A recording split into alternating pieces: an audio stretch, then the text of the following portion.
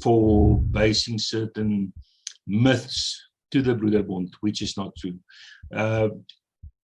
The one perception that I want to address, and I think is important, is that we concocted and that we sort of generated policy in our dark rooms, and that we controlled government, which is simply not true.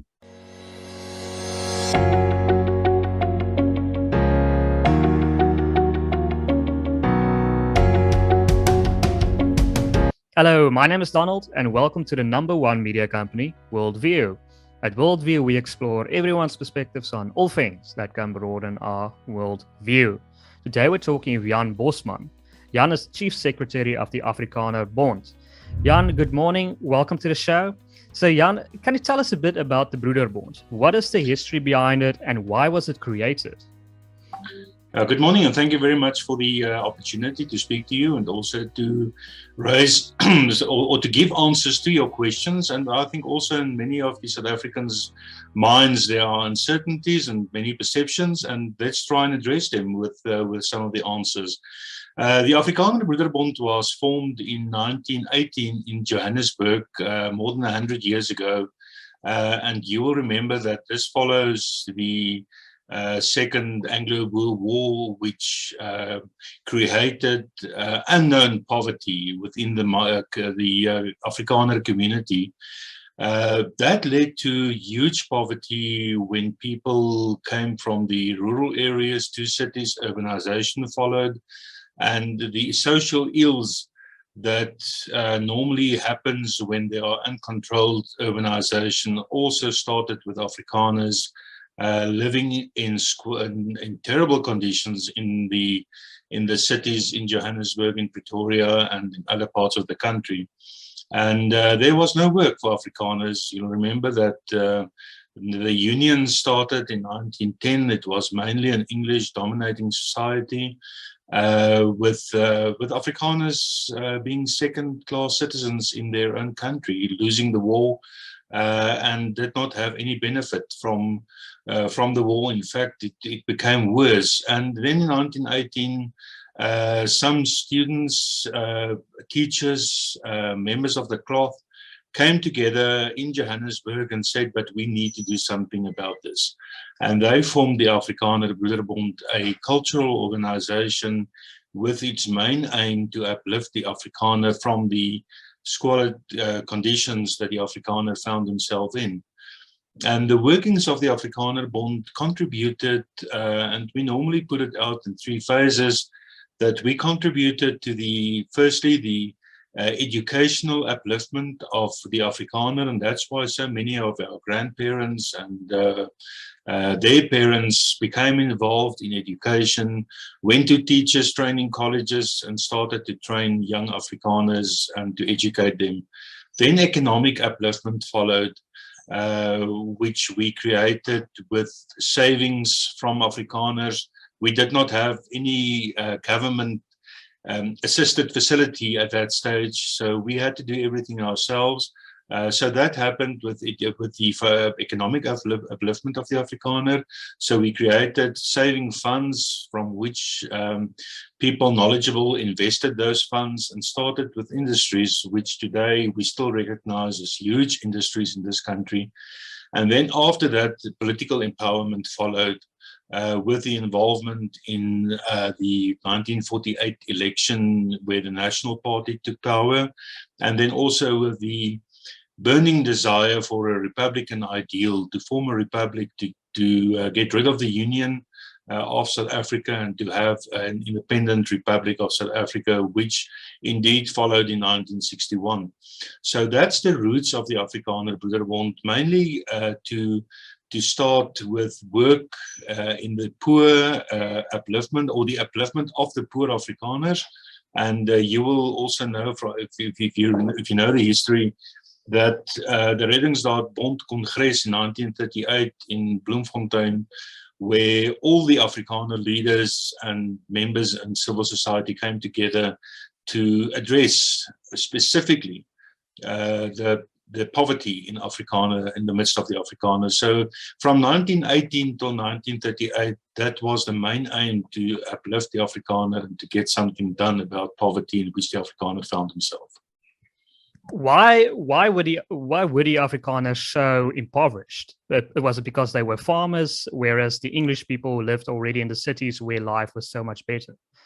You will remember that the Anglo-Boer War had a scorched earth policy where all the farms, infrastructure, everything was destroyed. So when the war ended in 1902, Afrikaners returned to their farms with nothing. So there was nothing on the farms, they had nothing, and you cannot create anything from nothing. So they had to leave their farms in droves. We had big families at that stage, 10, 12, 13 children were not unheard of. So it was huge families coming to the cities to try and find a better life. But in fact, I think life got worse in the cities because there were no conditions for these poor Afrikaners to live in. So I think squatter camps is something that the Afrikaners know from his history. Poverty is something that the Afrikaners know from his history. And that's something that we must always look back on how we were treated and how we treat others as well. So, Jan, what is the story behind these mysterious rituals that one finds in the Broederbond, these ceremonial dresses that you wear and, the rituals? No, there's no such thing in the Afrikaner Broederbond. The only thing that was at one stage, and we have photos in the 1920s, it was people wore evening suits when going to meetings. But it later changed to dark suits and later to suits. So there's no ceremonial dresses, no ceremonial rites or anything happening at meetings in the old Broederbond and even today in the Afrikanerbond. All our meetings are opened with prayer and reading from the scriptures. And that's it. We have in the old Broederbond, there was a ceremony where a member was initiated into the Broederbond, but that was only with the reading of a covenant in which he pledged his allegiance to the country, to God, to country, and to the fellow Afrikaners. So that was the only, if you want to call it strange, but there was an oath that every new member had to do when he started with his first meeting. But there's no ceremonies, no rituals, no strange wearing. I know that in the early days also there was, and I think that was in the 30s, they call it a secret handshake. But I don't even know today what that secret handshake is or was. That's something that people said happened. I'm not sure if it really did happen. How did the Broederbonders react to the end of apartheid? Did they oppose or support F.W. de Klerk's negotiations? Yeah, we need to go back in history for about 10 years, 20 years before F.W. de Klerk started. In the middle of the 1970s, the discussions in the Broederbond, and that's mainly what the Broederbond was a think tank of Afrikaners discussing political solutions, discussing politics in general, how we can change things for the better. So the Afrikaner Broederbond was a think tank of, and that's probably some of the mistakes in the past, is that many academics at universities became members, and that gave the Afrikaner Broederbond a cloak of being an exclusive academic society, which it really wasn't. We had members within the farming community, within members of the cloth, professional people, civil servants. The distribution was evenly spread, I think, about many of the categories of jobs, but it got the impression that it was mainly academic because of the discussions. So the discussion started in the middle 70s about the sustainability of the policy of separate development, which later became known as apartheid. So the discussion started, and many of the leadership within the Broederbond said, but apartheid or separate development is not sustainable. We're creating a country where we have divisions, huge divisions.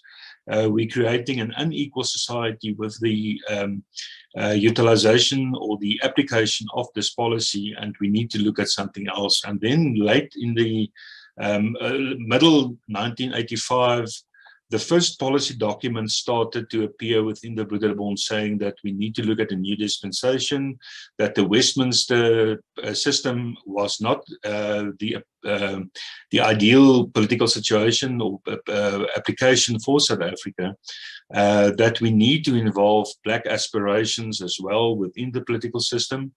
That was followed again in 1986 with a document which in Afrikaans is die basiese staatkundige voorwaardes vir die voortbestaan van die Afrikaner.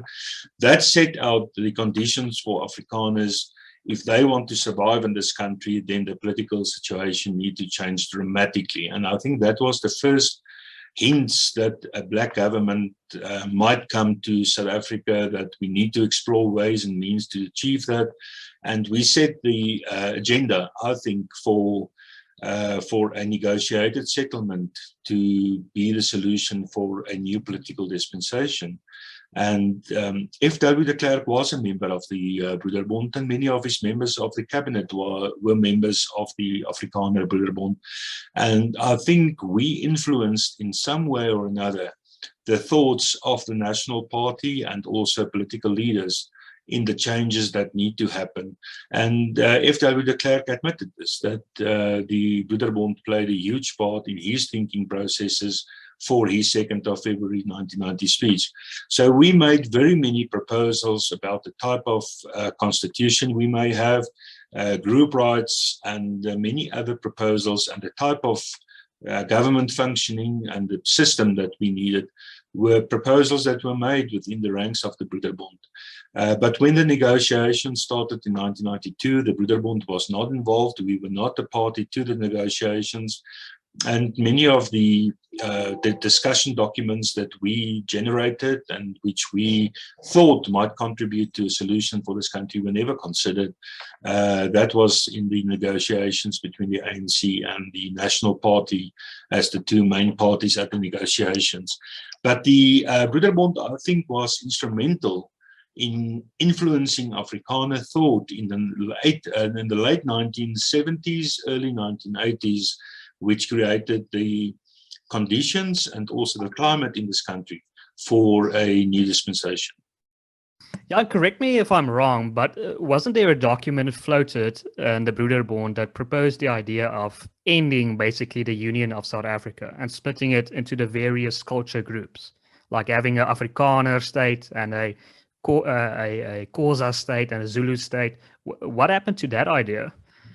No, that was, you will remember that separate development and how it could be utilized and applied in South Africa was also discussed in the Broederbond, and many people blame the Broederbond for the ills of apartheid.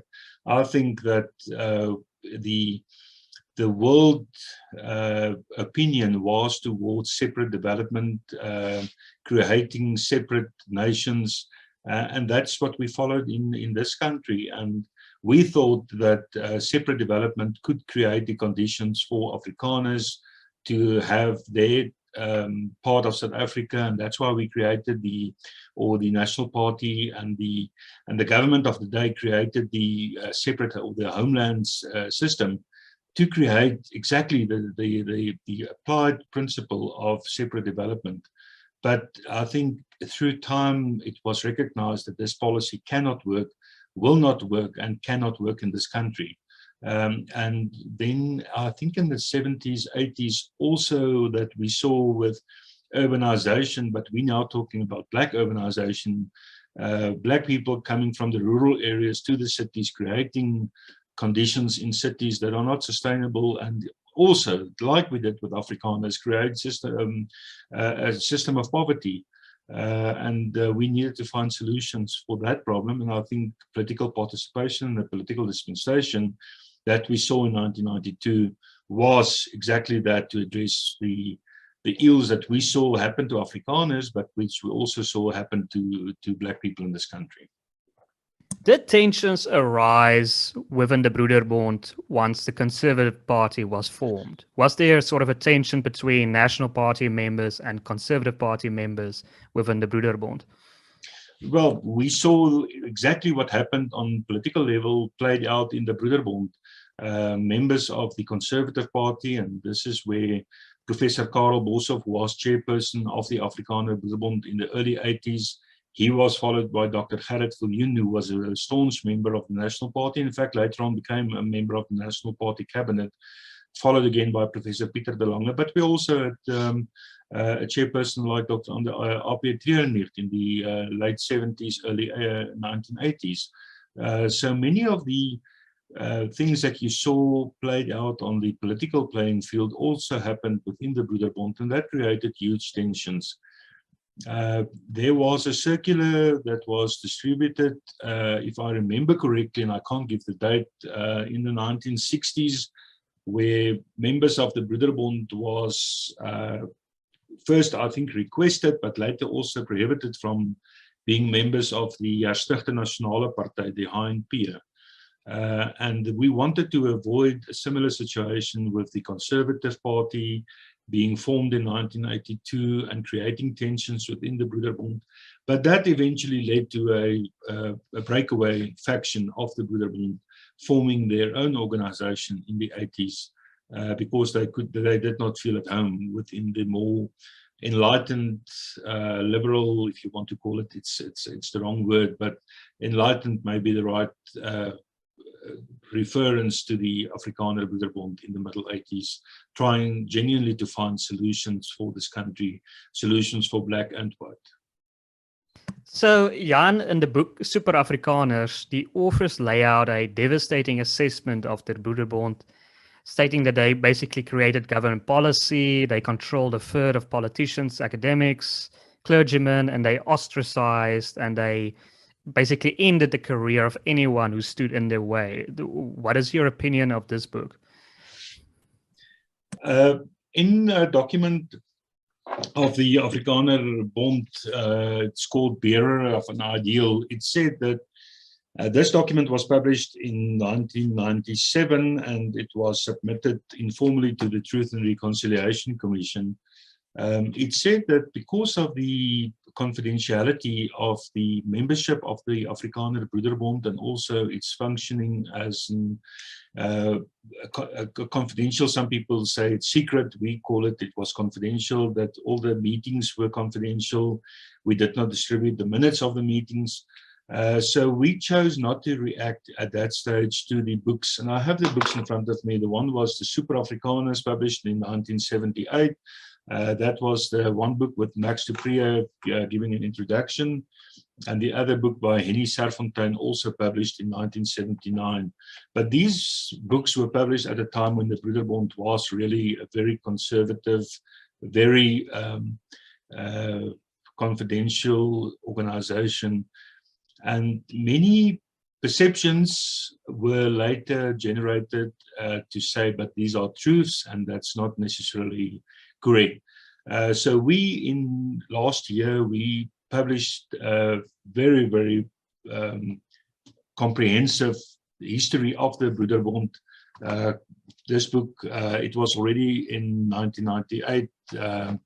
A huge part of the book was completed by then.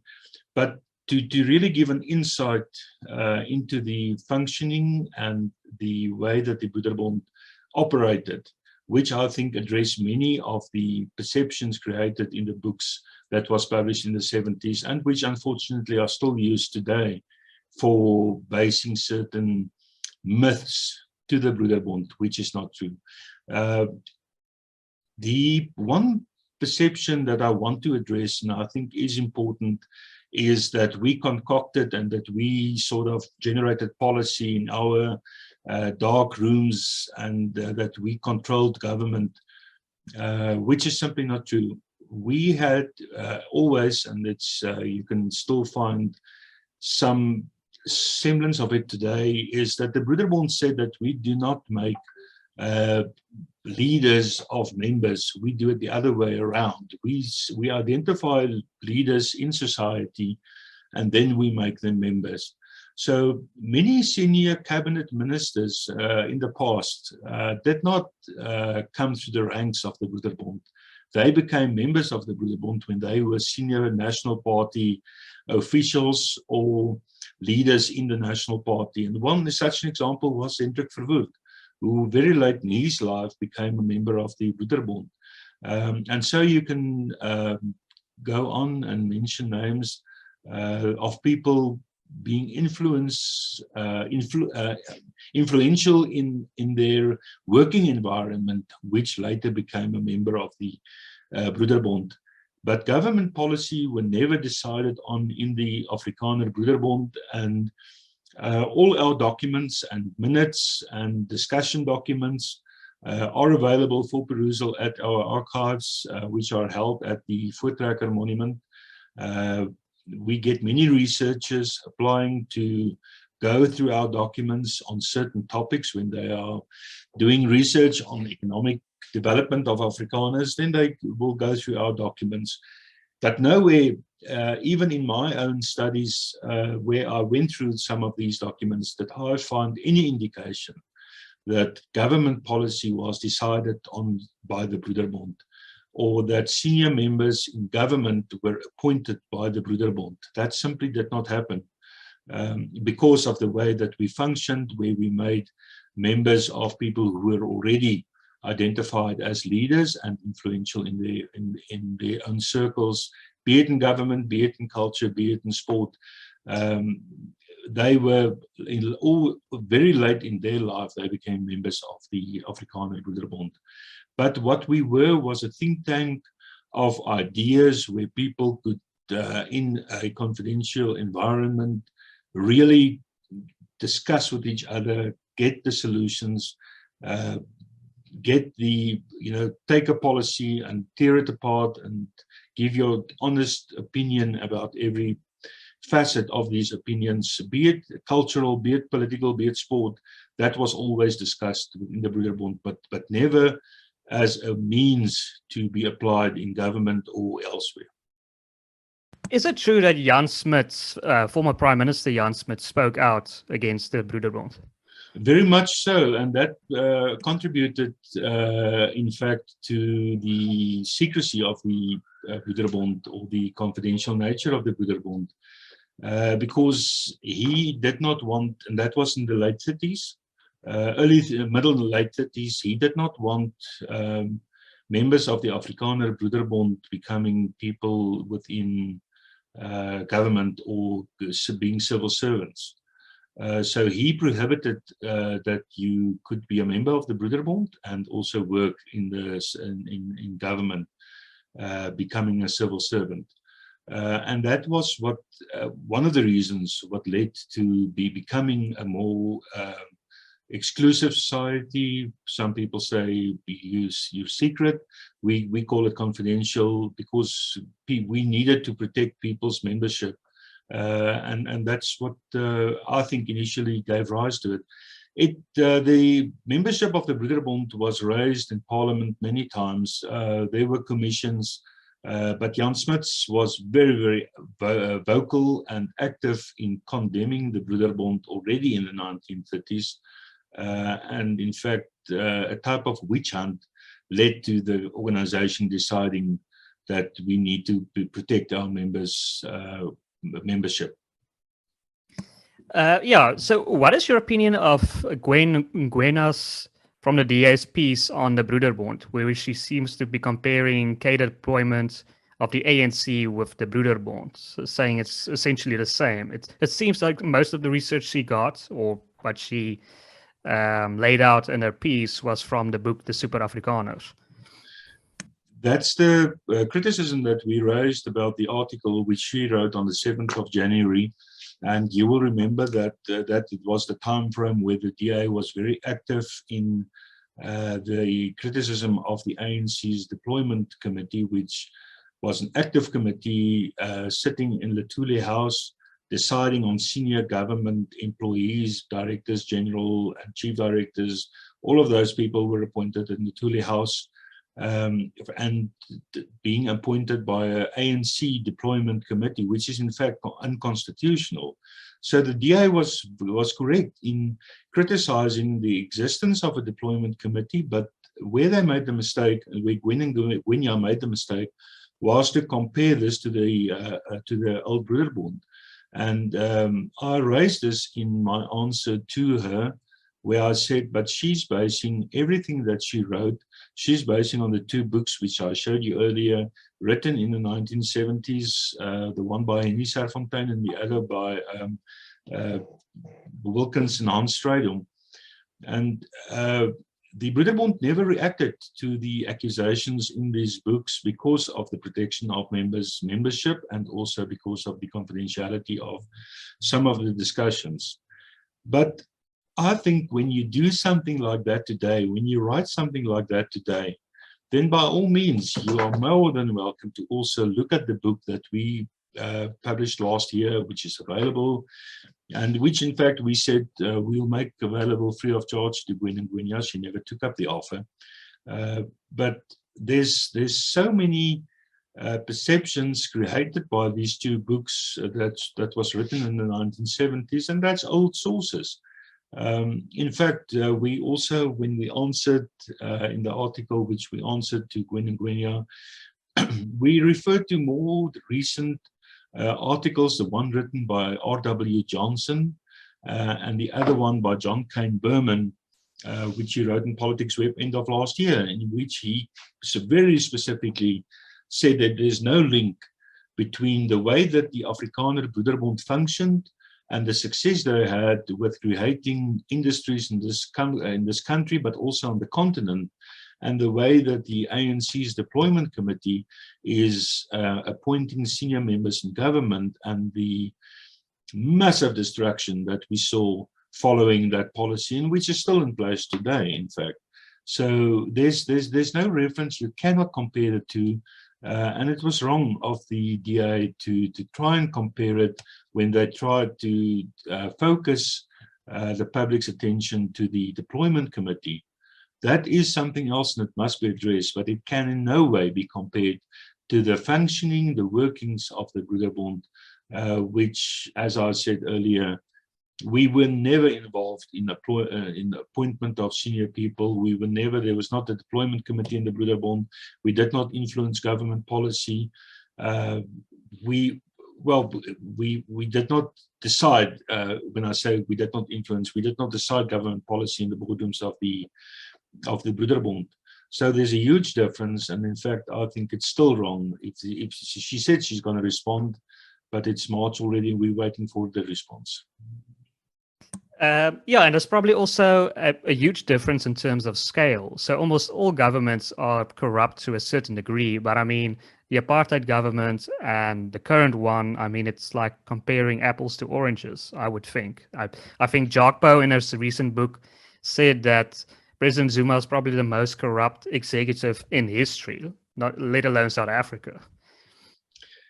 I think that's the mistake that many people make, is by simply comparing the Broederbond and the ANC's deployment committee, is that the Broederbond never interfered with government functioning.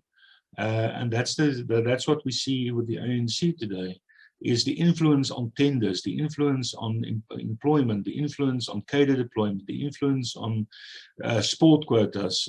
Government is centralizing everything and is corrupting everything with the way that they are working. What we did in the past is to use the combined benefit of Afrikaner wisdom and leadership for the benefit of the country and also for the benefit of the continent. Huge industries, Volkskas, the biggest Afrikaner bank, was created from the Afrikaner Broederbond savings, from members' savings. They formed the Volkskas bank, and that later became ABSA. So that the roots of ABSA is in the Volkskas bank, which was created by the Broederbond.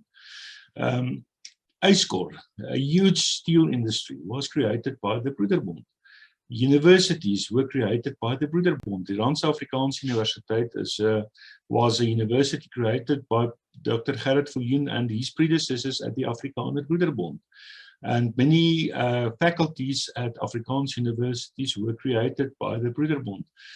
So you cannot compare the two, and the functioning of the ANC today is to advance the interests of their members. That you cannot deny, and we see that. I mean, last week again we heard that 100 million was stolen from a municipality in Mpumalanga. So people are benefiting on a huge scale. When you become a member, either was it with the Afrikaner Broederbond or the Afrikanerbond today, in the oath that you do when you become a member, you say that you are not here for self-interest, that you are here to serve. And that's what we try to do still today, is to serve this country, to serve our people, to serve the Afrikaners. There's no one in this organization now or in the past who were here for self-interest. Is it true that the Broederbond basically helped Johan Rupert create his empire? I think the quote was met rook vir volk en vaderland. That they basically helped him by purchasing his goods and motivating people to purchase his goods. Yeah, I remember that quote. I saw it somewhere, but I've never seen it in official records of the Broederbond that we had to only smoke Rembrandt cigarettes to create the Rupert Empire. It could have happened in an informal manner, but I also know that, for instance, Afrikaner enterprises were supported, that there was a specific drive to say to people, but support Afrikaner industry, support Afrikaner shops in the city, support Afrikaner shops in the rural areas, so that we can at least, use Afrikaner money to benefit Afrikaner interests within the commercial area, be it shops, be it industry. But it was never a specific policy of government to only influence or to only advance Afrikaner interests. The one interesting thing that I must also raise is that in the 50s, at a Bondsraad, which is the National Council meeting the National Congress of the Broederbond, just before that Congress, the idea was floated that we needed to have Afrikaner quotas, that exactly what we see in government today, that so many people appointed in government must be Afrikaners, so many people appointed must be Afrikaners. And in fact, at that Bondsraad, it was Dr. Anton Rupert, and I think it was Professor Bosman, who spoke very, very strongly against any idea of any Afrikaner quota in government. And the idea was eventually not adopted and never applied. So within the Afrikaner community, ideas were raised, but also, I think, through the influence of industrious Afrikaners who saw what the result of such a policy will be, it was never adopted. And I think we are thankful that we had the wisdom of someone like Anton Rupert to warn Afrikaners at that stage that it's not the road to embark on, and we did not. Interesting. So why do you think Ngwenya wrote that piece on the Broederbond? Why do you think she's trying to tie the Broederbond with state capture and the ANC? What is the DA's purpose behind this? I don't know what the DA's purpose was. I think it's still it was a mistake, and we have interacted with the DA leadership on this. But what I think happened is that in her mind, and she could be wrong, is to try and use the myth of the Broederbond being working in dark corners and the mysterious ways they operated. Like white monopoly capital. Exactly. But to use that and to apply it to deployment as the ANC is applying it today. And that's what we tried in the article, and also in the responses afterwards, was to try and say, but you can never compare the two. It's two different animals. So compare apples with apples, but she did not, and she made a mistake in doing it. So Jan, your organization is now today known as the Afrikanerbond. How is it different from the Broederbond? When the new dispensation was negotiated from 1992 to 1994, it also created awareness of the functioning of the Afrikaner Broederbond within our own ranks. And in 1992, we started the process to say, but how can we change and adopt to the new South Africa? And one of the things was that we need to walk away from the secrecy cloth that was hanged around our necks, to say, but we need to be more open about what we do, how we do it, and so on. So at the conference, Bondsraad in the end of 1992, it was decided to change the name from the Broederbond to the Afrikanerbond, to open membership to females, but to open membership to anyone that adopts or adhere to our constitution. And at that stage also then you needed to be Afrikaans, and many colored people also from the Cape started to join the Afrikanerbond. Many women also joined the Afrikanerbond, and today that's the functioning of the Afrikanerbond. We're an open organization. All the information that you can find will be on our website. In the books that we've published 2 books since 1918. The one with our centenary in 2018 was a shortened version of this volume of information that we published last year. So we've tried from our side to address the myths and the perceptions about the Broederbond with these books, and I hope that many of the answers that anyone might still have will be found in these books, the way we functioned. Of course, membership is not published, but for the rest, I think everyone will find the answers to their questions in these books. How does one join the Afrikanerbond? Well, we have a membership form on the website, but also by simply sending an email, completing the membership form, and we just need the information. We still try and create an organization where we use the skills of Afrikaners to create an environment where people with interest in security, for instance, can discuss amongst themselves. People knowledgeable within those industries, how we can secure ourselves in this crime-infested South Africa that we currently have. People with a political interest can discuss some of the initial topics. We call it desks, where we supply information. You can debate it amongst each others, but we create desks of information of knowledgeable Afrikaners discussing these events or the latest actualities within those topics with each other. And we're not in government. We don't. Well, we lost that opportunity in 1994 when the National Party lost the role of government.